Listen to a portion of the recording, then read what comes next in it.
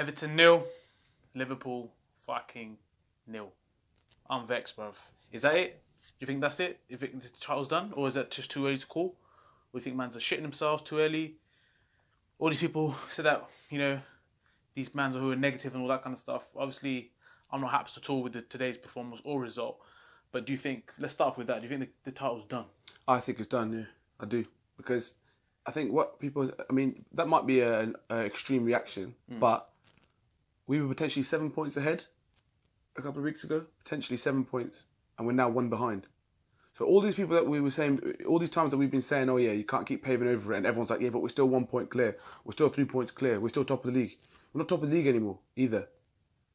That's the reality. The reality is we're not top. And the team that wins that Premier League, that title, is normally the team that's consistently the best team all year.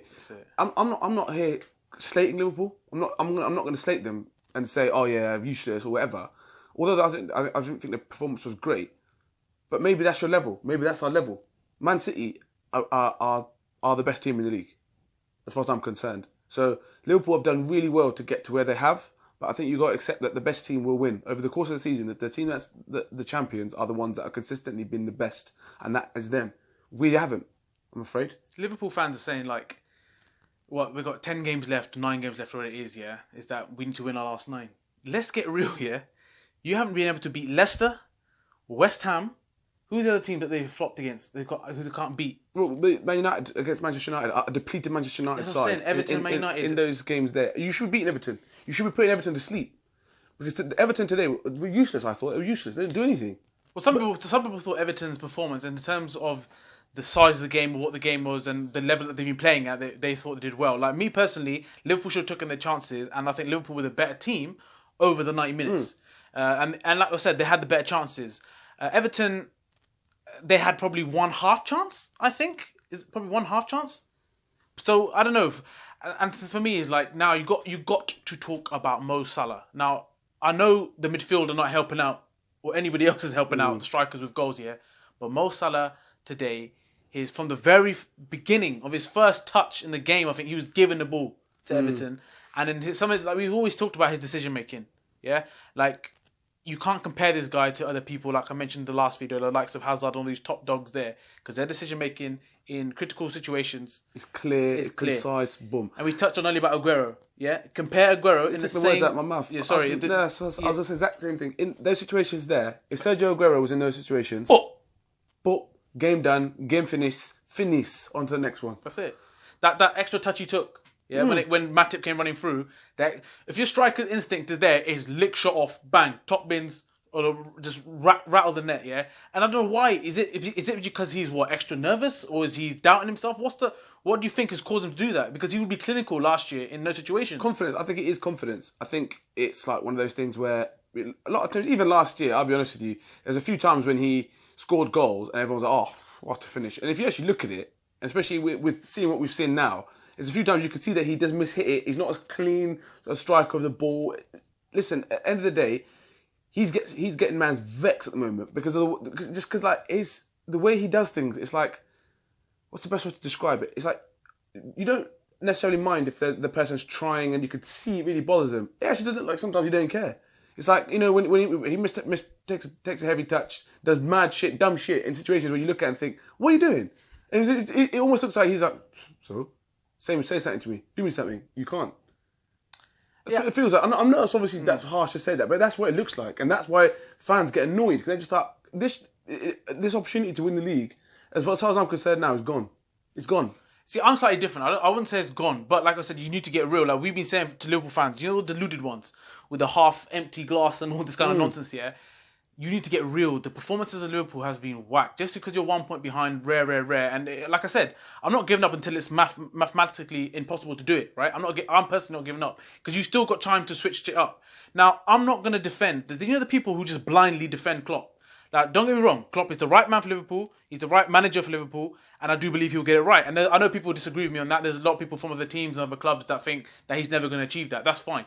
For me, I don't like these people who defend him blindly. His substitutions today and the selection for his last game are whack. Someone please explain to me the logic behind some of the substitutions. From time, you see Milner coming on, yeah, and you see Lallana, bruv. You got Shaqiri, you got Naby Keita, who you spent sheets on. Why is Lallana coming on? He hasn't been playing. He hasn't been scoring. He's not a goal threat. I'm not like digging out Lallana, but in that part of the game, why is Shaqiri not coming on? Are we missing something? Is Shaqiri like done some madness that we don't know about? Because why would you not play him? So please, is there any logical thing that you can think of for the substitution? I'm the same as you. The one that absolutely got me was when they're making a substitution and Milner's coming on. I'm thinking, what? Why? And the thing is, Firmino, has been doing madness for a couple of seasons now. He's a top player, and we know he's a top player. I understand that you don't want to change the front three because they played so well in that midweek game. But you tell me why he can't play number 10 then? He played it behind the strikers when he first joined. Why can't he play in there? He's got a bit of creativity, that creative flair. He works hard. He's got that link up. Those midfielders, I think Fabinho has been standout for me for the last few months now. Now he's got himself acclimatised. He's been brilliant. But if he's in there, you don't need another person in there to do the same thing. I thought Wijnaldum, we're top fans of what he was rubbish today. He was useless today. Ghost. And it's a shame because, being honest, if we just got to be honest, he wasn't at it today. I think Van Dijk's proved the guy is amazing. He should not be at Liverpool. If we're going to be brutally honest, Man City and then Man there must be looking around thinking, fucking hell, we missed a trick. We should have just spent the P and got him. Chelsea, Barcelona, them teams there, they're probably looking around thinking, Ross Clark, he's actually too much. I would like to hear a bit about other clubs' fans, what they think about Van Dijk now. Do you think we still gas him up, or you have other teams actually seen it now? Because he's played against nearly all the teams now, right? And I don't think there's one player in the whole Premier League that has been as consistent. So I actually would put him up there as one of the best players in the Premier League right now. I know Man City got Aguero and all them things there, but Van Dijk, throughout the whole season... Madness. He's actually mad. It's just been crazy. He's mad. And like you said today you could see, right? You know when proper players who get up for these big games and they want to win the league, he was there. Nothing fazed him. Literally nothing fazed him. There's a few times when Fabinho lost the ball, he went in and recovered Fabinho's mistake. He looked at Fabinho like this. He was pissed. He was like, what? I was loving that. But the guy is levels above than the rest of the team. And if we don't win anything, don't expect him to be sticking around, because it's not, maybe he might love it at Liverpool. I'm not denying that he might love it at Liverpool, but other teams will pay that P, and every man's got a price. Every man's got a price, and centre backs as good as that are hard to come by. They are hard to come by, and if they don't pull their fingers out, he'll be gone, because other teams will be like, hold a minute, we can't afford to not have this guy in our team. There's not one team in the world that I don't think he could play in at the moment. I don't think there's any team that he won't go in and improve. And that's a statement. That's a bold statement. But I'll stand by that. I don't think there's a centre-back in the world as good as him. No. That's a massive shout, but he'll go into... There's very rare you can say that about a player who can walk into any team and improve them. I think. And I think he does that. Henderson needs to be given a shout out today. I mean, a lot of people give him stick. You know, every time Liverpool lose, people look at Henderson saying, oh, we lack creativity, rare. The guy had a good shift today. And he was everywhere. Some of his distribution was nuts. There was a through ball he put over the top for Salah, right on his kneecap, brother. So I'm going to say a good shout out to Henderson, because people go out digging out for him all the time. But for me, it goes back to the substitutions again. Like I said, you said that there's a lot of people who do the same shit in the middle. Like, granted, Ox is not fit, but if you spend that much money on Naby, and then you got Shaqiri in there who scored, and come on, I just cannot understand for the life of me. The Shaqiri one, I just don't get it. If someone can tell us what's going on there, if they know something that we don't, then let me know, because... I'm baffled about that one. But like I said, I think... I know that people... I've been always known as the pessimist out of the two of us, but I'm being straight with everybody on this one. Man City, I can't see them losing a game from now on in the league. I can't see it. I'm different to that. Man City, the only game that they got that I believe that there's going to be a rocky part is Man United. But if Man United perform that they did against Liverpool, Man City will put them to the sword. Man City won't they're out here to fuck spiders. They'll put them to the sword. I can't see Liverpool. I can't say that I feel the same. Liverpool will win every game now on in. I don't see that. Whereas Man City, I can't see them dropping a point. I'm sorry. I believe City will drop points. I do believe that. But for me, is that so? What is that? What it's come to now? So what? We're just going to be clutching on straws and hoping that we can win the league. What is this about? The only positive I'd say is that maybe now Liverpool aren't being the hunted and they're the hunters again. That's the only thing. That's the only thing I can think of. It might freeze them up a little bit because they're not top anymore. So it's there. You can see it. You're close, but you ain't top. If Man City don't drop points, you won't win the league. Fact. So now it's probably like, right, the shackles are off. Go and do your thing. That's the only thing I can think of. That's a positive. That is true, and like I said, and like you said, the teams that win the league deserve to win the league, right? And Liverpool at the moment are now fans are just hoping. I don't want to hear from these fans. You know, the fans are always like, "Oh, we're only 1 point behind. I'm not going to get into the negativity." We're still 4 points ahead. We're still 3 points ahead. We're still a point ahead. You're not anymore, bruv. You're not. Now you're behind. Say something. You got to be real. Got to be honest. Got to be honest with yourselves. Got to be realistic. And you got the realists amongst us. We know that. Listen, that opportunity for Liverpool was there, and they haven't taken the opportunity. They could have been 7 points clear. And then slowly but surely, every week, we're 6 points clear. We're 5 points clear. We're still 4 points clear. 3, 2, 1. We're not clear anymore. Now we're behind. It's been declined the whole time. So be honest, be real.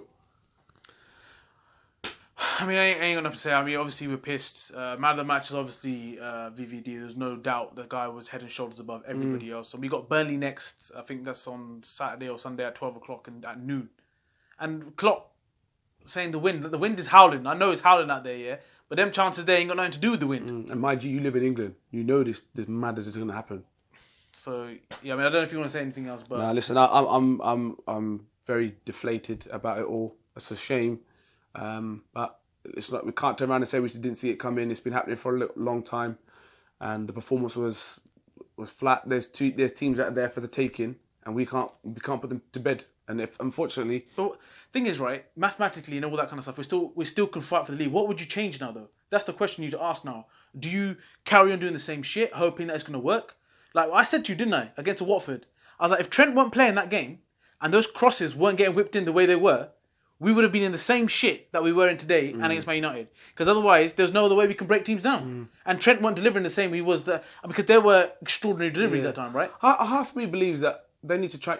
I'd personally look at it and try and change the formation and go 3 at the back and 5 across midfield. They don't seem to want to take a risk. Yeah. But then I get that. You don't want to lose against Man United and you don't want to lose against Everton. So I kind of get that. So you might turn around and say it's a good point at the end of the season. You may, that's only hindsight, I guess. Is like, well, those points there, we didn't lose those games because thinking you've dropped points elsewhere, Man City. But as I said, I can't see it. I've watched the Man City team.